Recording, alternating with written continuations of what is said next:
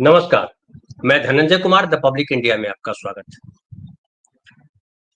7 delegation जो है दुनिया के अलग-अलग देशों में भेजा है भारत सरकार ने, सांसदों का डेलीगेशन जो दुनिया के देशों को बता रहे हैं लोग जाकर के वहाँ कि पाकिस्तान किस तरह से आतंकवादी देश है, वो आतंकी भेजता है। लेकिन दूसरी तरफ जो है प्रधानमंत्री नरेंद्र मोदी देश में दौरा कर रहा है। आज से लेकर के आगे 6 दिनों तक उनका जो प्रोग्राम है वो 6 राज्यों में जाएँगे। आज वो गुजरात में है, कल भी गुजरात में थे। 26-27 उनका प्रोग्राम गुजरात का, 29 तारीख को वो सिक्किम, बंगाल, 30 तारीख को उत्तर प्रदेश, बिहार, 31 तारीख को मध्य प्रदेश, ये उनका दौरा है। और वो जहाँ करके उन प्रदेशों में जा करके क्या करेंगे? ये एक सवाल है कि क्या करने जा रहे हैं? क्या वो बताने जा रहे हैं? भारतीयों को भी बताने जा रहे हैं कि किस तरीके से पाकिस्तान ने भारत के साथ आतंकवाद की घटना की और हमने जवाब दिया। तो अब बिल्कुल सही है, वही करने जा रहे हैं। हालाँकि विपक्ष के लोग इसको जो है चुनावी कार्यक्रम बता रहे हैं और कह रहे हैं कि इनका पूरा अभियान जो है ऑपरेशन सिंदूर को कैसे ऑपरेशन वोट बैंक बनाया जाए, इसमें लग गए हैं नरेंद्र मोदी। और ये जो गुजरात में भी देखिए कल गए, कल उन्होंने सुबह 10 बजे उनका बड़ोदरा में रोड शो था, फिर 11 बजे दाहोद में जनसभा और रेलवे प्रोजेक्ट का इनॉग्रेशन, फिर 2:30 बजे भुज में रोड शो, 3 साढ़े 3 बजे भुज में जनसभा, 6:30 बजे अहमदाबाद में रोड शो, फिर 27 तारीख को यानी आज उनका होगा सुबह 11 बजे गांधीनगर में महात्मा मंदिर शहरी विकास मंत्रालय के कार्यक्रम होगा, 12 बजे अहमदाबाद से दिल्ली रवाना होंगे और इसी तरह बाकी प्रदेशों में भी उनका होगा। एक बार भी पहलगाम नहीं गए, एक बार भी उनके पास नहीं गए जो हमारे नागरिक शहीद हुए, जो हमारे सैनिक शहीद हुए, उनके पास नहीं गए। नरेंद्र मोदी जी एक बार भी किसी के परिवार से मिले नहीं। लेकिन कल जो जनसभा हुई, जो रोड शो किया, जो जनसभा की, उसमें सूफिया कुरैशी जो है, उनके परिवार के लोग वहाँ थे और बाकायदा जो है उनके परिवार के लोगों के बयान दिलवाए गए, उनके भाई बोले, उनकी बहन बोली, मीडिया में भी, उनके पिता भी बोले, तमाम चीज़ें की। ये तमाम चीज़ें क्यों की जा रही है? सबसे बड़ा सवाल है कि नरेंद्र मोदी जी क्या-क्या बता रहे हैं? क्यों बता रहे हैं? अब जब विपक्ष आरोप लगाता है कि वो चुनाव प्रचार कर रहे हैं, अपना वोट बैंक बना रहे हैं, तो भक्तों को लगता है कि विपक्ष जो है गलत बयानी कर रहा है। अगर आपने वीडियो देखा होगा उनका भाषण का, तो शुरुआत के काफ़ी समय तक वो भारत माता की जय के नारे लगाते रहे। तब तक लगाते रहे जब तक जो दर्शक दीर्घा में बैठे हुए लोग थे, भक्त थे, वो थक नहीं गए।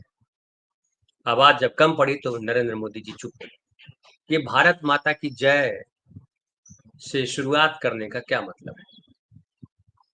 क्या देश के भीतर देशभक्ति की कमी हो गई है? लोग देशभक्त नहीं रहे कि भारत माता की जय बोल करके उनको देशभक्त बनाया जा रहा है? तो कहेंगे कि ये जो बीजेपी है उसका पूरा एजेंडा राष्ट्रवाद को लेकर के रहता है कि राष्ट्र प्रथम, नरेंद्र मोदी बोलते हैं नेशन फर्स्ट। और जो भाषण दे रहे हैं उस भाषण में क्या है, मैं थोड़ा सा अंश आपको दिखाता हूँ, कुछ पंक्तियां सुनाता हूँ।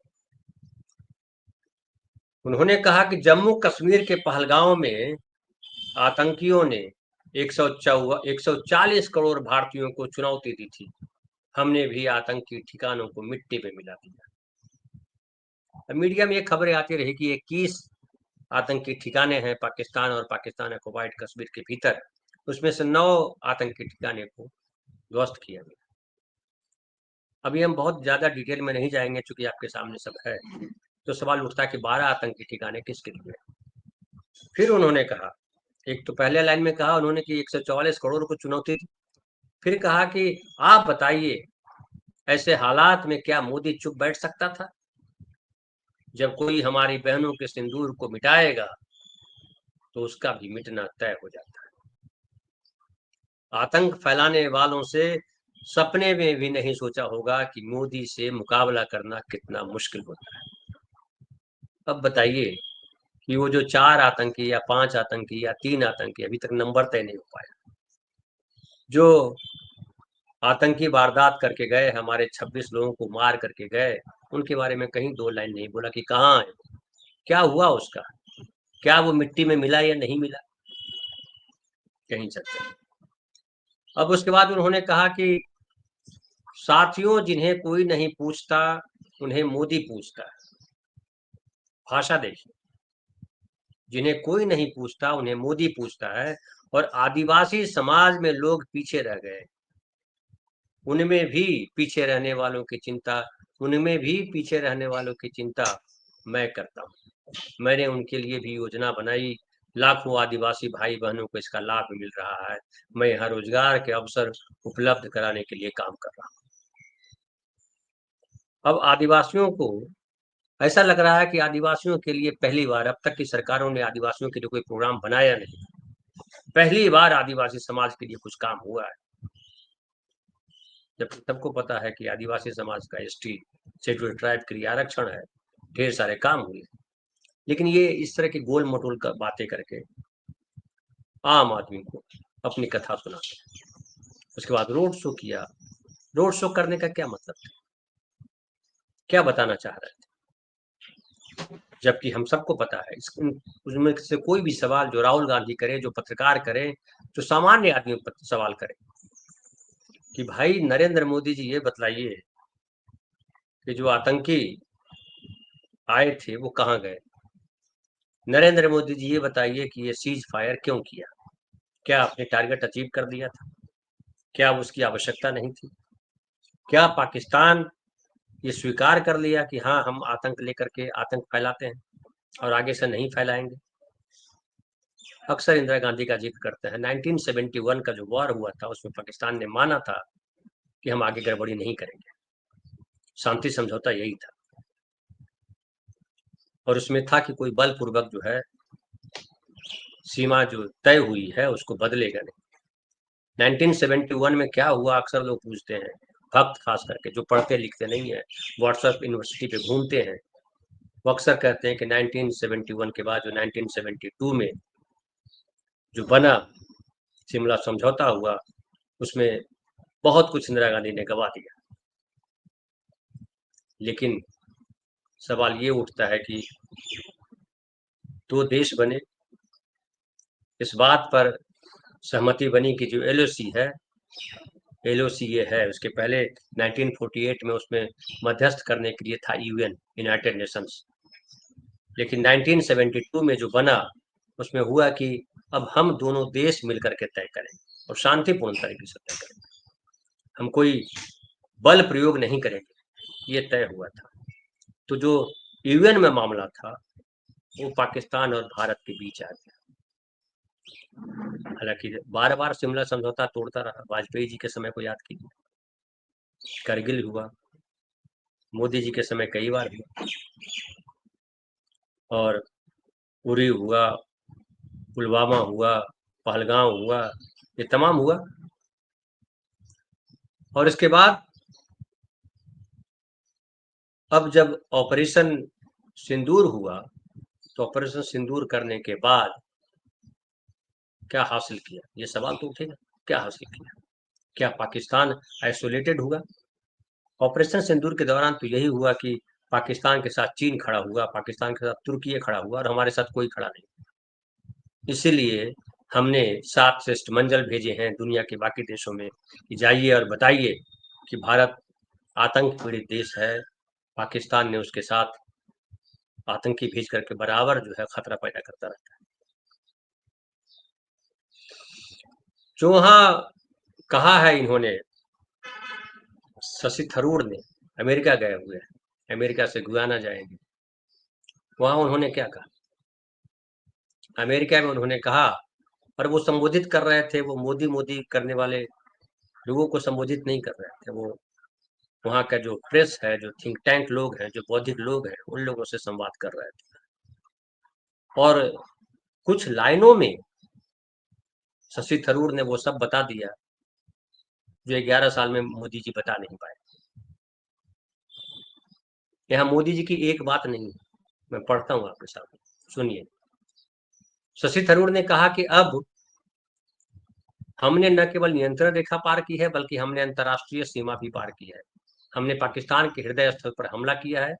हमने ऐसा केवल आतंक के बारे में संदेश देने के लिए किया है। हम पाकिस्तान के साथ युद्ध में रुचि नहीं रखते। हम अकेले रहना पसंद करते हैं। हम पाकिस्तान के पास जो कुछ भी है उसे लेने की हमारी कोई इच्छा नहीं है। बीजेपी क्या कहती है? बीजेपी कहती है कि हम जो है पाक ऑक्युपाइड कश्मीर कब्जा कर देंगे। आरएसएस के लोग कहते हैं कि हम जो है अखंड भारत बनाएंगे, पाकिस्तान को हिंदुस्तान में मिला लेंगे। क्या क्या बोलते हैं। कोई बोलता है कि पाकिस्तान धरती से खत्म हो जाएगा। लेकिन ये कह रहे हैं शशि थरूर कि हम पाकिस्तान के पास जो कुछ भी है उसे लेने की हमारी कोई इच्छा नहीं। उसमें वो भी बात है जब 1965 में लाल बहादुर शास्त्री जी के नेतृत्व में जब भारत ने पाकिस्तान के कई इलाकों पर, कई शहरों पर कब्जा कर लिया था, तो वापस लौटा दिया गया। तो उसी का है। फिर इंदिरा गांधी ने जब काफी जमीन 9,000 कुछ 5,000 सर 5,000 स्क्वायर वर्ग मील जमीन भारत ने कब्जा कर लिया था 1971 में। उस पाकिस्तान में, पश्चिमी पाकिस्तान में, जो अभी पाकिस्तान है, बांग्लादेश में नहीं। और उसके बाद वो जमीन लौटा दी इंदिरा गांधी। वो इसलिए कि हम तुम्हारी जमीन कब्जा नहीं करना चाहते हैं। हमारा संवाद, हमारा झगड़ा, हमारा विवाद सिर्फ कश्मीर को लेकर के है, चूंकि कश्मीर हमारा है, तुमने कब्जा किया हुआ। ये भारत का स्टैंड रहा, कांग्रेस पार्टी का स्टैंड रहा, अगर पार्टी के स्तर पर बात करें तो। हालांकि मैं पार्टी के स्टैंड पर बात नहीं करता हूँ। उस समय जो था उसमें विपक्ष भी था, विपक्ष का भी था कि हाँ ठीक। और जब शिमला समझौता के दौरान इंदिरा गांधी ने 5,000 स्क्वायर मील जमीन लौटा दी थी, 93,000 सैनिकों को लौटा दिया था, तब संसद में ये सवाल उठा था कि अभी पाकिस्तान तो मजबूर था, अभी जो चाहते उसे करवा सकते थे, आपने उसकी जमीनें क्यों लौटा दी? इंदिरा गांधी ने कहा था कि जो वर्साई संधि हुई थी फर्स्ट वर्ल्ड वॉर के बाद, और जिस तरह से जर्मनी को प्रताड़ित किया गया था, अपमानित किया गया था, उसी की वजह से सेकेंड वर्ल्ड वॉर हुआ और हिटलर पैदा हुआ। एक बड़ा विश्व युद्ध जो है दुनिया को झेलना पड़ा। हम नहीं चाहते थे कि पाकिस्तान के साथ हम ऐसा बर्ताव करें, और पाकिस्तान के साथ सम्मान वाला बर्ताव किया। संप्रभु राष्ट्र पाकिस्तान भी है। जब हमने पाकिस्तान को मान्यता दे दी और मान लिया कि पाकिस्तान अलग देश है, तो संप्रभु राष्ट्र था। इसके अलावा बांग्लादेश को लेकर के भी जो दुनिया के बाकी देशों ने तो दे दिया था कि हाँ बांग्लादेश से अलग राष्ट्र है, लेकिन पाकिस्तान ने नहीं माना था। तो थर्ड पार्टी के तौर पे पाकिस्तान को बिठाया गया। ये जो 93,000 सैनिक हैं वो तभी मिलेंगे जब बांग्लादेश जो है साथ बैठेगा। और बैठाया पाकिस्तान ने, बैठा तो स्वीकार किया पाकिस्तान ने कि हाँ बांग्लादेश अलग देश है। अब जो नरेंद्र मोदी गीत सुना रहे हैं, उस गीत में क्या मिला ऑपरेशन सिंदूर के बाद? ये सबसे बड़ा सवाल है। शशि थरूर कह रहे हैं कि दुख की बात है कि हम एक यथास्थितिवादी शक्ति हो सकते हैं। यथास्थितिवादी मतलब जैसा है अभी, मतलब जो हिस्सा पाकिस्तान के पास है, पाक ऑक्युपाइड कश्मीर जिसको हम कहते हैं, उस स्थिति पे हम बात करने को तैयार है। हम लड़ेंगे नहीं, युद्ध नहीं करेंगे। लेकिन पाकिस्तान जो है एक संशोधनवादी शक्ति है। मतलब हम कोई भी बात करते हैं, भारत कोई भी संवाद करता है तो संवाद को आगे रखता है, सेना को आगे नहीं रखता है। पाकिस्तान जो है हमेशा बंदूक आगे रखता है। और वो कहते हैं शशि थरूर कि किसी भी कीमत पर पाकिस्तान हमारी जमीन हासिल करना चाहता है, जो विवादित जमीन है वो हासिल करना चाहता है। और इसके लिए वो परंपरागत तरीके से नहीं, बल्कि आतंकवाद को अपना माध्यम बनाता है, और ये हमें स्वीकार है। देखिए कुछ पंक्तियों में कितनी बड़ी बात कह दी शशि थरूर। शशि थरूर की लोग आलोचना करते हैं, मैं भी कई बार आलोचना करता हूँ कि शशि थरूर कांग्रेस की लाइन से हट जाते हैं। पार्टी की एक लाइन होती है, पत्रकार को तो ये अधिकार है कि हर लाइन को छोड़ दे, लेकिन पार्टी के नेता के पास ये अधिकार नहीं होता है। पार्टी के नेता के पास होता है कि पार्टी जो तय करे, जो नेता तय करे, उस पर लाइन पे चलना होता है। लेकिन शशि थरूर ने जो कहा, महत्वपूर्ण बात कही। क्या नरेंद्र मोदी कहीं ये कहते नजर आते हैं? क्या अमित शाह जी ने कहा? अमित शाह जी ने तो कहा था कि पाकिस्तान ऑक्युपाइड कश्मीर हम लड़ के लेंगे, हमारे सीने में दम है। आदित्यनाथ ने कहा था कि 6 महीने के भीतर पाक ऑक्युपाइड कश्मीर हमारा होगा। तो ऑपरेशन सिंदूर में तो मौका था, क्यों नहीं लिया? लेकिन ये फ्लॉप हुए जो ऑपरेशन सिंदूर में। अब ये जो है जा जा करके बता रहे हैं, प्रधानमंत्री खुद सभाएं करेंगे, रोड शो करेंगे और बताएंगे कि हमने क्या कहा, क्या किया। और देखिए, आगे इन्होंने कहा कि मोदी जी ने कहा आज, मतलब कल, ये आगे भी बोलेंगे, हमारी सेना ने पाकिस्तानी सेना को धूल चटा दी। बिल्कुल सही है, लेकिन हमारी सेना को क्या मिट्टी में मिलाने का अवसर दिया है? कि पाकिस्तान के भीतर जो ये अहंकार है कि हम हिंदुस्तान से लड़ लेंगे और उसकी जमीन छीन लेंगे, क्या उस अहंकार को मिट्टी में मिलाने दिया अपने सेना? युद्ध जो रुकवा दिया, वो किसके कहने पे रुकवाया? ट्रंप तो लगातार, ट्रंप ने कहा कि मैंने कहा, बार बार कह रहे हैं, व्यापार की वजह से, व्यापार की धमकी दी और हमने रुकवा दिया। मोदी जी नहीं बोल पाए, न ट्रंप से फोन करके बात कर पाए, न भारत में जो अमेरिकी राजदूत है उसको बोल पाए। तो आप अंतर्राष्ट्रीय स्तर पर भारत की छवि क्या रह गई? आगे वो बता रहे हैं कि क्या हमने तरक्की की, 140 करोड़ भारतीय देश को विकसित कर रहे हैं। तो कौन बोल रहा है कि 100 करोड़ ही विकसित कर रहे हैं? फिर देखिए, अभी गीत गाया जा रहा है कि चौथी अर्थव्यवस्था बन गया भारत, चौथी अर्थव्यवस्था बन गया भारत, जापान को भी पीछे पछाड़ दिया। $4.19 ट्रिलियन भारत की अर्थव्यवस्था हो गई। ये गीत गाया जा रहा है, चैनलों पे गीत गाया जा रहा है, जो मुख्यमंत्रियों का सम्मेलन हुआ उसमें गीत बजाया गया। तरक्की हो रही है तो बहुत अच्छी बात है, देश की तरक्की के लिए तो आपको प्रधानमंत्री बनाया गया। लेकिन कांग्रेस के एक नेता ने दिया है, हमारे साथी आपको दिखाएंगे उसका स्लाइड, कि 2011 में ही चौथी अर्थव्यवस्था भारत बन गया था। और ये अर्थव्यवस्था का जो खेल है वो आगे पीछे होता रहता है, क्योंकि ऐसा नहीं है कि आप चल रहे हो दूसरा देश ठहरा हुआ है। दूसरा, रूस कभी आगे था, रूस पीछे है, कभी जर्मनी आगे हो जाता है, कभी जर्मनी पीछे हो जाता है। ये क्रम है, ये चलता रहता है, क्योंकि सबकी अलग अलग चीजें। लेकिन जो अर्थव्यवस्था और जो के मजबूत होने की बात है, वो मजबूती जो है दिखाई पड़ती है प्रति व्यक्ति आय से। हमारे देश की प्रति व्यक्ति आय क्या है? हम चौथी अर्थव्यवस्था बन गए, लेकिन हमारी आय कितनी है? देखिए, अमेरिका की प्रति व्यक्ति आय जो है $65,000 है। भारत की कितनी है? 2,880, जो मीडिया में है।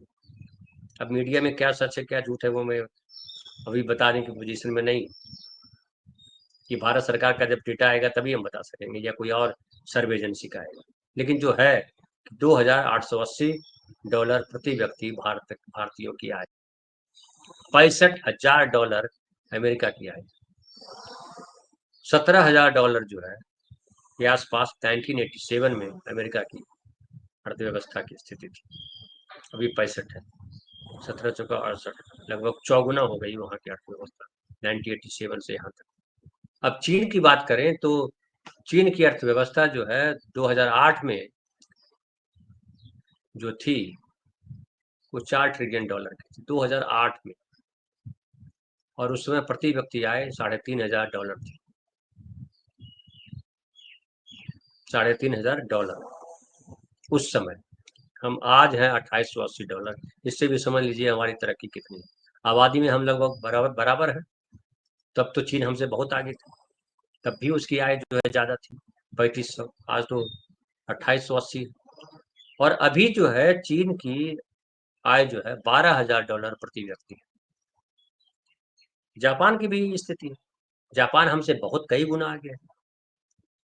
तो ये जो आर्थिक जीडीपी, आर्थिक व्यवस्था, इन सबके हवाले दिए जा रहे हैं, ये जान करके दिए जा रहे हैं, ताकि आपका ध्यान डाइवर्ट हो, आप सवाल न पूछें।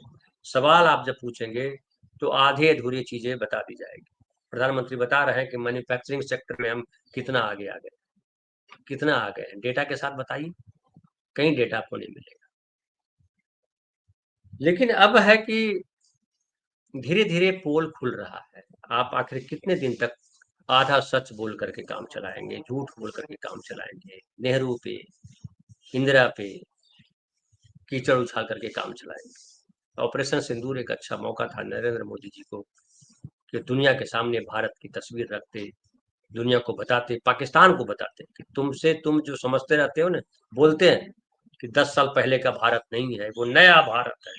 क्या है नया भारत? पाकिस्तान को क्या जवाब दिया नए भारत? 1971, 1965 से ज्यादा ताकतवर जवाब दिया है। साल भर से ऊपर लड़ाई चलती रही थी। 1947 में जो लड़ाई शुरू हुई थी, 1948 के बाद बंद हुई। आप 4 दिन में बता रहे हैं, पूरी दुनिया में शिष्टमंडल भेज रहे हैं, कोई आपके साथ खड़ा नहीं है। और चीन जो है अमेरिका से बराबरी कर रहा है, अमेरिका से राह ठाने हुए एक तरह से कहीं। जो ये कहा जा रहा था कि अब अमेरिका की अकेले की बादशाहत है, अकेले की दादागिरी है, चीन लगातार चुनौती दे रहा है।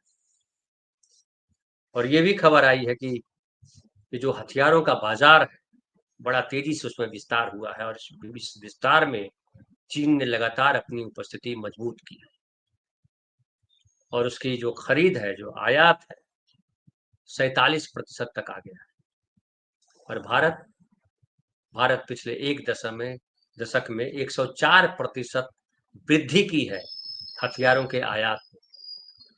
दुनिया में सबसे बड़े जो है हथियारों के खरीदार हम हैं। एशिया रीजन की बात करें तो 27% हथियार हम खरीदते हैं। और इतना हथियार खरीदने के बाद, इतना पैसा खर्च करने के बाद भी अगर हम पाकिस्तान से लड़ नहीं पाते हैं, पाकिस्तान को जवाब नहीं दे पाते हैं, बातों से जवाब देते हैं, मिट्टी में मिला दूंगा, तो ये विडंबना है। और सच जो है छुपता नहीं है, इतिहास में तो हर चीज सामने आ जाती है। लेकिन मौजूदा वक्त में आप जो है उसको गप करके ढक दीजिएगा तो कब तक ढकेगा? चुनाव तो जीत सकते हैं, लेकिन दिल जीतना, इतिहास को जीतना बहुत बड़ी बात है। फिलहाल इतना ही। बहुत बहुत धन्यवाद। कल फिर बात करेंगे किसी नए विषय पर।